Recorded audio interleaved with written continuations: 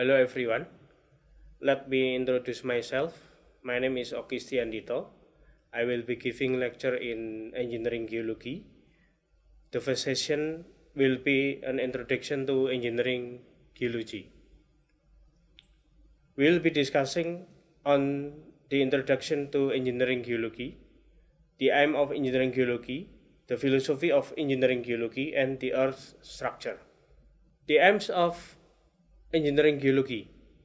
Whatever their origins and training, engineering geologists contribute to the task of providing a level of understanding of ground conditions that ensures the engineering works are constructed to estimate of time and cost.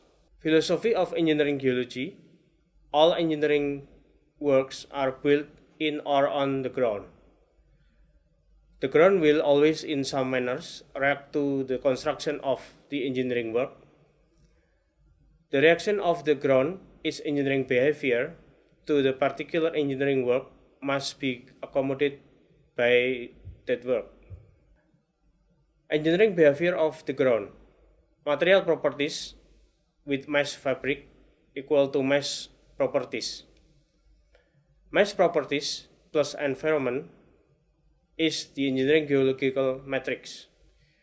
The engineering geological matrix plus changes produced by the engineering work is the engineering behavior of the ground. Material and mass fabric.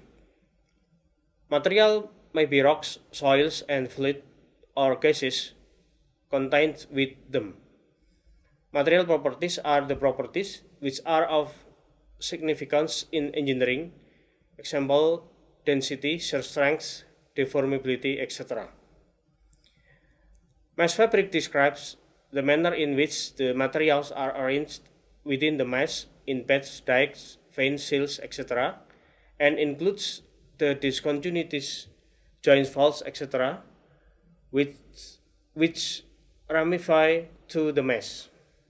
The building at the top left sits on compressible clay of uniform thickness, overlying effectively incompressible rock, deformation of the clay, and settlement of the structure into the ground is uniform.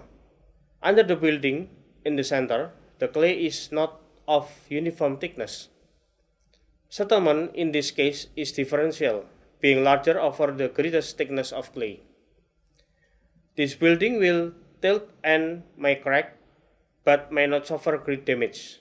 However, where the clay thickness towards both ends of the building with rock nearest to the ground surface under the center, as in the top right drawing, differential settlement may produce disastrous result effectively breaking the back of the building. The simple example shows the importance of understanding the subsurface distribution of material. A structure. Based on its composition, Earth is divided into three zones. First, core. This is the most inner part of the Earth and is considered to be the Earth's center. It doesn't radiate the S wave, and hence it can be concluded that the Earth core is divided to two parts, inner core and outer core. The outer core is 20,000 km thick and is in liquid phase. The main elements of Fa are 90% and Ne are 8%. Fa melts at 2200 degrees Celsius. The inner core is in solid phase and is experiencing high pressure, so that Fa is in solid phase although the surrounding has a high temperature. The temperature at this part reaches 4500 degrees Celsius. The main difference between the outer and the inner parts are not the composition but the phase. Mantle. This is the layer under the crust and it covers in the core. This is the largest part of the Earth, around 82.3% from the volume and 67 to 8% of the mass. It is 2900 kilometers thick and density range from 5.7 gram per cc close to the core to 33.3 gram per cc close to the crust. The strength of the solid material depends on the pressure and the temperature. The solid material will lose its strength when it is heated and will gain its strength when it is pressurized. Crust. This is the most outer part of the Earth and is thin. The part is composed of rocks that are lighter than the layer below. The density is approximately 2.7 gram per centimeters volume. The thickness is not even. In the mountain area, the thickness can be up to 50 km, and under the ocean, the thickness can be less than 5 km. Crust. This is the most outer part of the Earth and is thin. This part is composed of rocks that are lighter than the layers below. The density is approximately 2.7 gram per centimeter cube. The thickness is not even. In the mountain areas, the thickness can be up to 50 km, and under the ocean, the thickness can be less than 5 km. Based on seismic data and the composition, Earth's crust is divided into ocean crust and continent crust. Crust. Based on the physical properties, the Earth's metal and crust can be divided into three parts. First, mesosphere. This layer is 283 to 350 km below the surface. This is the most bottom part of the metal. The rocks here are under high compression force and hence are in solid phase and are very strong despite the very high temperature surrounding it. Second, atmosphere.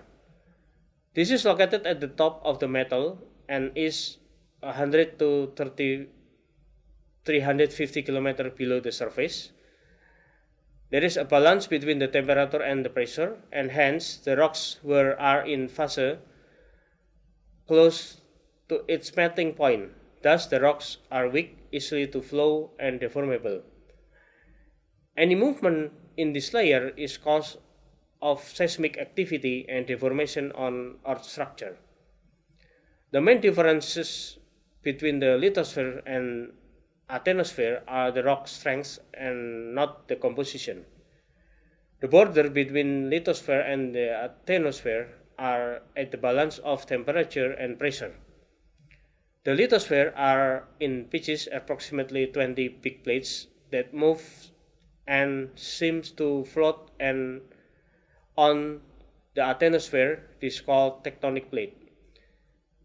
Geologists said that rock at the mesosphere and the asthenosphere have the same composition and are different in the strength only.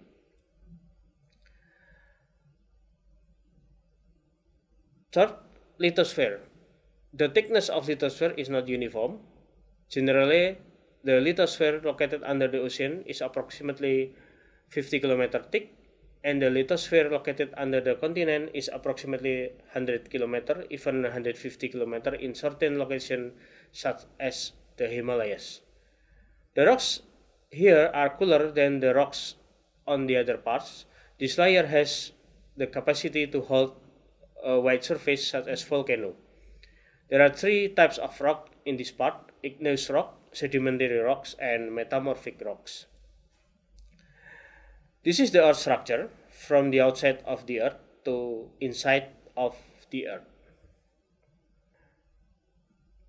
And this is the composition and internal structure of the Earth if we see from figure. Well, that is all for this session. Until we meet again in the next session, thank you.